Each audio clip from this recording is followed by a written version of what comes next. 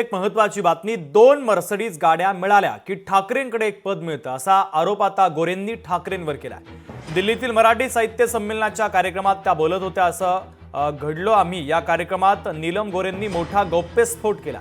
ठाकरेंच्या शिवसेनेमध्ये 2 मर्सिडीज दिल्या की एक पद मिळायचं असं गोरेंनी म्हटलेलं आहे। ठाकरेंच्या शिवसेनेतल्या नेत्यांनाच आम्ही नको झालो होतो म्हणून असं सगळं झालं असं गोरे यांनी पुढे बोलताना म्हटलेलं आहे।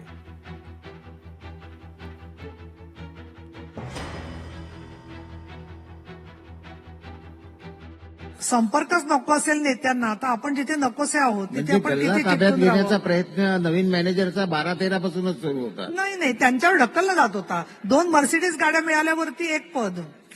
ठीक आहे, दाखवा ना मर्सिडीज दाखवा, जाऊ दे। हे सगळी गईगुजरी लोक आहेत, त्यांच्याकडे मी काही लक्ष देत नाही। एक महिला म्हणून आदर जरूर आहे, पण राजकारणात त्यांनी त्यांचं चांग भलं केलेलं आहे, ते तसंच राहावं। लोकशाही मराठी ऐका, पहा, जागरूक रहा।